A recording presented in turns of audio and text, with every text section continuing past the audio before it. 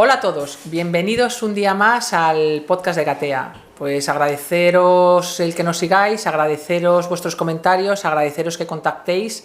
Estábamos hablando ahora, antes de empezar a grabar, con Carmen, la abogada de Gatea, que hicimos el podcast anterior, nos vais haciendo comentarios con vuestras dudas, que sería bueno generar una rutina de que las familias tuviéramos un recurso que generaremos en Gatea.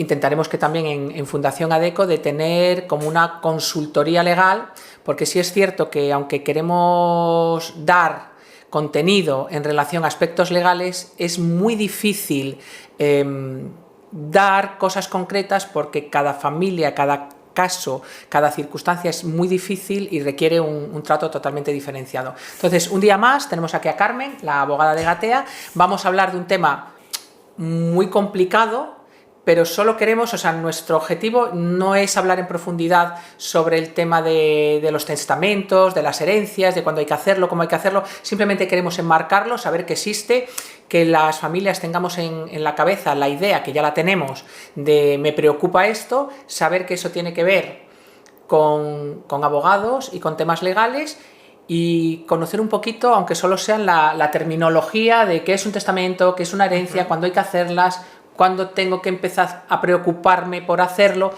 ¿Qué es un testamento? Bueno, el testamento es el documento donde toda persona manifiesta cómo quiere, manifiesta su voluntad de cómo van a repartirse o de cómo va a disponer de sus bienes para cuando ella haya fallecido.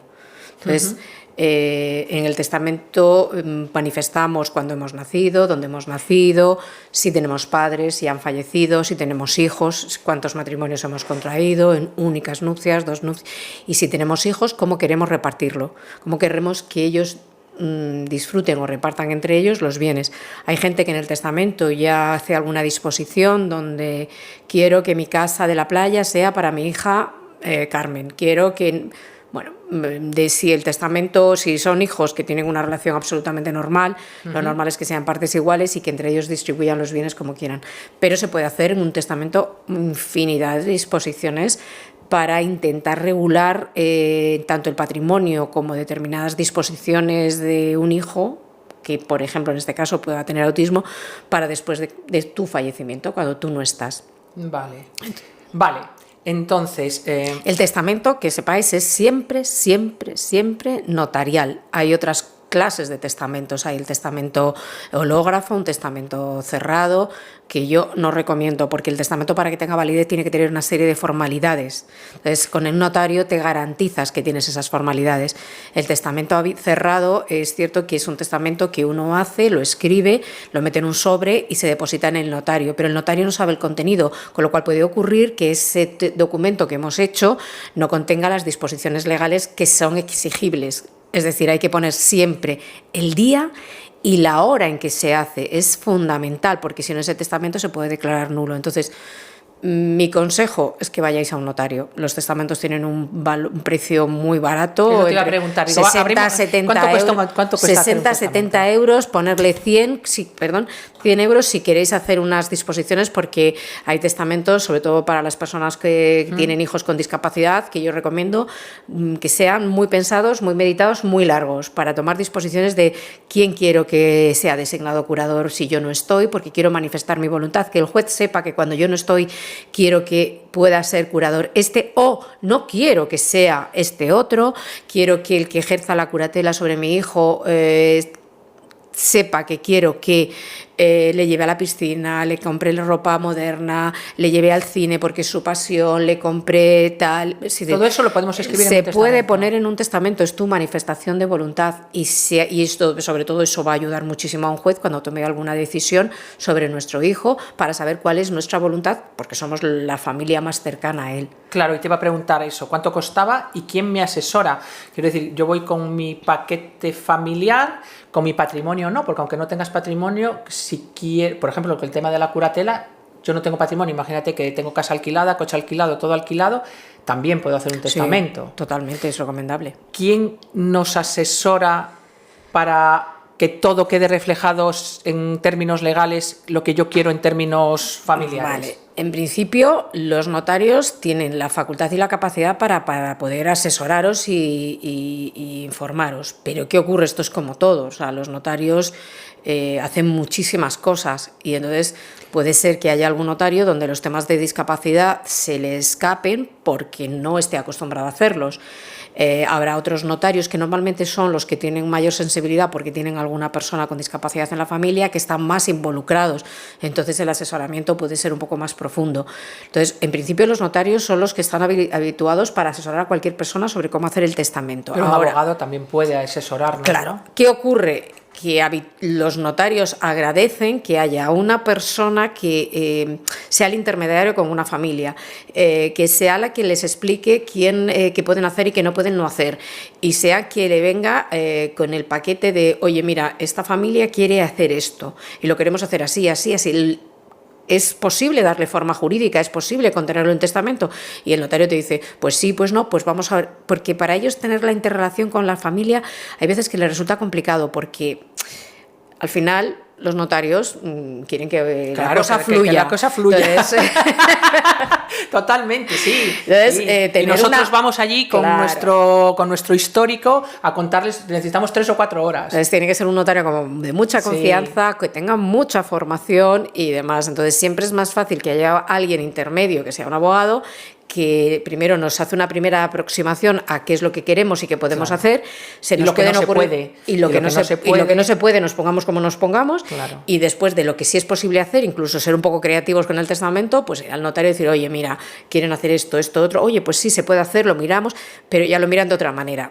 Entonces, bueno, que sepáis, es que no quiero decir nada, quiero hablar de los notarios para que ninguno se sienta ofendido y claro, pensar, oye, sí, la información, un notario está perfectamente capacitado y es más, creo que son de los profesionales que más saben del derecho sucesorio en este país para poder asesoraros, pero yo siempre, yo por lo menos las veces que hago testamento con personas que tienen hijos con discapacidad, lo que hacemos es una primera reunión en el despacho, hacemos un poco de desbroce, qué se puede, qué no se puede, cómo mirarme, y luego ya el notario perfila. En tu caso y en caso de los abogados que tenéis formación y experiencia en discapacidad, sí que entendéis la angustia y la realidad de las familias que tenemos una persona con discapacidad, sí, ¿sabes? Quiero proteger a todos mis hijos, pero especialmente hay uno que es más vulnerable, necesito que legalmente se sepa sí, que... Bueno, y luego hay que saber qué se puede hacer, porque claro, lo que también tenéis que ser muy conscientes es que no existe nada perfecto, claro, que no podemos controlar todo, que una vez que hayamos fallecido tenemos que intentar que las cosas estén lo mejor reguladas posible, pero que la vida puede llevaros por otro derrotero, es decir, no generar una sensación de angustia de que todo tiene que estar al milímetro porque es prácticamente imposible. Todas las circunstancias son muy difíciles de tener en cuenta. Muy complicadas. Sí, mira, os pongo un caso que ahora tengo y es de una persona mayor de edad que tiene un problema neurológico, un problema que le está provocando pérdidas de memoria. Los médicos dicen que lo va a poder recuperar, pero no son muy conscientes. Ha tenido siempre una situación particular. Sus padres en el testamento van a dejarle mejorado, quieren mejorarle con dinero, tiene ahora una pareja, tienen que hacerlo con mucha delicadeza para que la pareja no se ofenda, como le dé... Es decir, es muy problemático. Entonces, bueno, pues se nos están ocurriendo cosas para que no le perjudique la parte que por derecho y por ley tiene que corresponder, pero dejarle de manera que su disposición de dinero sea para vivir, no para me voy de viaje y dentro de 2 meses ya no tengo dinero. Entonces, pero hay veces a los padres ya les he dicho, oye, son señores muy mayores y quieren dejarlo todo, no lo podemos dejar atado.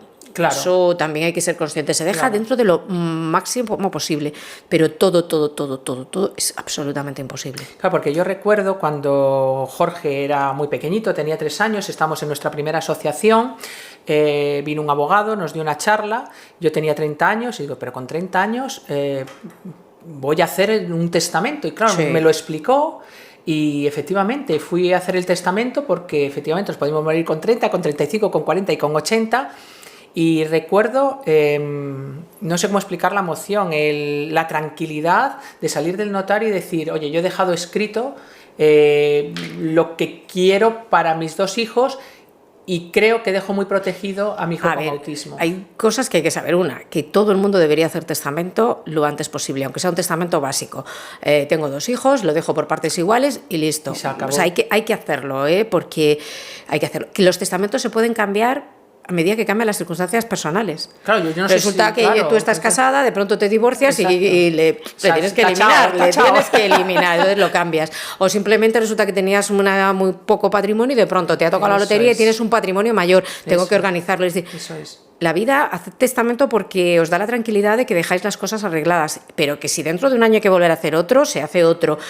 O sea, podéis se genera desazón hablar de morirse, pero después genera mucha tranquilidad de tenerlo, salir de saber notaría. que, O sea, a mí me ha pasado eso, hablar de morirme, pensar en morirme me genera muchísima ansiedad, pero después salir del notario, después de haber hecho el testamento, es como un alivio de, bueno, he cumplido con la obligación, creo que es una obligación de dejar escrito lo que quiero que ocurra cuando yo no esté. Y luego hacer testamento no es una tarea fácil para las personas que tienen hijos con discapacidad, porque hay que mantener un equilibrio muy complicado con los hijos que no tienen esa discapacidad. Es muy complicado. Porque evidentemente la mayor protección tiene que ser para la persona con discapacidad, pero los otros no pueden estar... Sí, serán los que van a cuidar de esa persona, en teoría, que esa persona les puedes dejar desamparados al que va a cuidar tampoco. Que va a cuidar, claro, entonces es un equilibrio complicado, pero se puede llegar a encontrar ese equilibrio y sobre todo hacer disposiciones que efectivamente puedan protegerle. Por ejemplo, la que ahora se hace muy comúnmente, y además con la reforma de la ley es muy permisiva, porque antes se computaba en la legítima, y es dejar a nuestro hijo con discapacidad el derecho de uso y habitación de la casa se hace como legado y no se le tiene en cuenta a efectos de su legítima. Es decir, ¿y eso qué es? A ver, la legítima es que en España el sistema que hay de herencia es de...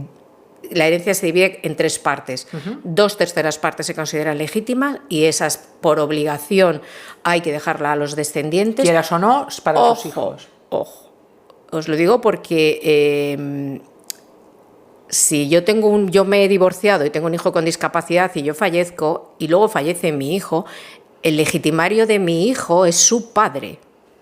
Porque los legitimarios no solo son los descendientes, las personas que no tienen hijos, los legitimarios son los ascendientes. Siempre pensamos que nuestros padres no nos van a sobrevivir, pero las circunstancias son muy variables. Entonces, en principio, cuando son descendientes hay 2/3 partes que son obligatorias para los hijos y descendientes, y 1/3 es el que se llama de libre disposición. Y es con ese con el que tú dices quiero... Claro, yo con ese tú haces un por así decir, ¿no? Bueno, ¿A uno o a otro? o sea, tú a tu hijo con discapacidad le puedes beneficiar con 2/3 partes de tu herencia. Le puedes dejar el tercio que se llama de mejora, que puede ser a cualquier hijo, pero se suele dejar, y con el tercio de libre disposición, y luego el otro tercio que queda, como se divide entre todos los hermanos, la porción que a él le pueda corresponder. Evidentemente, el resto de los hermanos se quedan con lo que se llama la legítima estricta, con muy poca herencia. Vale. Hasta hace muy poco, antes de la reforma, y bueno, los testamentos se hacían, había una serie de figuras que eran las sustituciones. Había una que utilizaban mucho los padres con personas con discapacidad, que es la sustitución ejemplar, es decir, yo le dejo a mi hijo, pero para cuando fallezca quiero que sus bienes pasen a mi otro hijo. De esa manera tú ya dirigías, porque claro, tú decías, mi hijo con discapacidad no puede hacer un testamento. Claro. Imagínate que me he divorciado y está su padre por ahí rondando, no quiero que reciba nada. Vale. Pero esa figura ha desaparecido.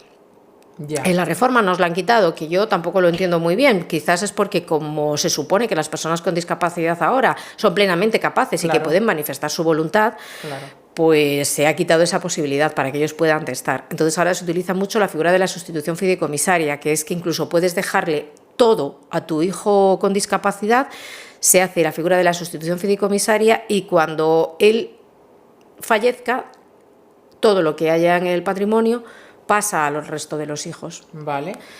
Esta figura es complicada para el ejercicio porque no se podría disponer, con lo cual todos sabéis que los hijos con discapacidad tienen necesidades. Si necesitas, ¿qué no haces? puedes, con lo cual, salvo que haya un patrimonio muy grande que puedas dejar a los otros, pues es muy complicado y sobre todo, vuelvo a decir, si tenéis una necesidad, hoy por hoy, en la sustitución fideicomisaria están obligados a transmitir a los otros herederos, de forma que si no podemos disponer, ¿para qué quiero dejarle un patrimonio? Si no es puede disponer de si no es un patrimonio que deje rendimientos, os digo, por ejemplo, una casa, si él está viviendo, no deja rendimientos. Si tienes unos fondos que manejan dinero, pues sí, porque al final él puede vivir del rendimiento. Hay que tratar, cada caso es totalmente diferente. Cada caso es muy distinto, pero es que... Volvamos al Carmen, perdona. volvamos a lo del derecho a la vivienda, o sea, que tu hijo con discapacidad pueda vivir en tu casa Sí, como es un derecho derecho. preferente. Yo sé que lo explico muy mal en mi lenguaje, pero ¿eso qué es? Es el derecho, es un derecho muy antiguo, eso existió toda la vida en nuestra legislación, lo que pasa es que no se utilizaba. Es el derecho de uso y habitación, que ese es un derecho personalísimo, es decir, es el derecho a que mi hijo ¿Sí? viva en esa vivienda y nadie le pueda echar jamás. Aunque la propiedad sea de otra persona. Aunque la propiedad sea de otra persona. O sea, De puedes hecho, dejarle la propiedad a un hijo. le puedes dejar la propiedad al resto de tus hijos Sí. y el derecho de uso y habitación a la persona con discapacidad. Y ella Vale. siempre va a vivir en esa casa. Nadie le puede echar jamás. Vale, es que yo creo que eso sí que nos puede, o sea, que puede interesar a las personas que nos escuchan, que existe esa figura. Dice, es y que se distinto el puede- derecho de uso y habitación del derecho de usufructo. ¿Qué diferencia hay? Porque el usufructo, bueno, son términos latinos, viene todo del latín. El usufructo es usar y disfrutar. Disfrutar es obtener rendimientos. El usufructo les permite alquilar esa vivienda. El derecho de uso y habitación, no. Vale. Es un derecho personalísimo. El único que puede usar y habitar esa casa es la persona a la que designo. Con el usufructo no. El usufructo lo que hago es que se lo dejo a mi hijo con discapacidad y él puede hacer lo que la persona que esté designada o él decida. Imaginaros que tiene una afectación muy grande y al final hay que ingresarlo en un centro, pues siempre se puede, si hay un usufructo se puede alquilar esa vivienda y para con esos pagar. rendimientos se puede ayudar al mantenimiento de ese ingreso y a otras circunstancias. Bueno, creo que hacía falta Pero eso, este podcast. Claro, depende mucho de con qué cuenta cada familia, Claro, de cuáles de son las las circunstancias de cada circunstancias y de familia. cómo son. Entonces, efectivamente, cada uno tiene que hacer. Luego, en el testamento podéis, pues lo que te digo, podéis decir que si mi hijo está sometido a curatela, quiero que las personas que puedan ser nombradas sean este y esta. O no quiero que No se le quiero. nombre ni a este, ni a este, ni a este. Por los Y ahí queda motivos que escrito, tengáis. y ahí queda escrito. Cómo quiero que le cuiden, cómo quiero poner sus bienes también en administración, porque vale, que tenga un curador, pero quiero que haya alguien que administre ese patrimonio. No sé, Quiero que las pensiones que tiene se gasten en él. quiero que se gasten, claro, exacto. que vaya vestido a la moda, que vaya al dentista una vez al año, que le corten el pelo a la moda, que todas esas cosas, cuando desaparecemos los padres, por ejemplo, nosotros, los centros de adultos, nos dicen, aconsejad a los padres que nos dejen todo eso escrito, Sí. porque después a la hora de relacionarnos con un tutor que pueda ser el Estado o con un hermano, decimos, no, perdona, tenemos este testamento donde explicitan los padres que todo esto Efectivamente. era para él. Eso facilita, entonces, bueno, todo lo que sea facilitar el futuro a nuestros hijos. De la persona que se encargue de cuidarle, porque al final vosotros conocéis a vuestros hijos, pero la persona que se haga cargo el día que vosotros no Claro. estéis, igual no tiene ese conocimiento tan Claro. al detalle, no sabe si le gusta Claro. vestir de rojo o le encanta ir siempre de amarillo. Claro. Entonces da totalmente. igual que le compre algo verde, no se lo va a poner, tiene que ir siempre de amarillo. Y lo escribimos y no pasa nada, queda ahí No. escrito y la persona que lo lee sabe lo que queremos. Muchas gracias, Carmen. Creo que ha quedado claro que necesitamos más podcasts. Sí. Creo que estés a disposición de todas las personas que nos escuchan para tener una asesoría y consultoría es necesario. Cada una de vuestras circunstancias es totalmente diferente. Si os dedicáis a la profesión y no sois padres de personas con autismo, os invito a que a las familias con las que trabajéis les digáis que tener un abogado especialista en temas de discapacidad, especialista en autismo, es importante, porque todas estas cosas son importantes para la calidad de vida de la familia y la calidad de vida futura de cuando nosotros no estemos, de nuestros hijos e hijas con TEA. Hoy lo dejamos aquí, esperamos vuestras preguntas y nos despedimos hasta el próximo capítulo. Muchísimas gracias por seguirnos, hasta la próxima semana. Gracias.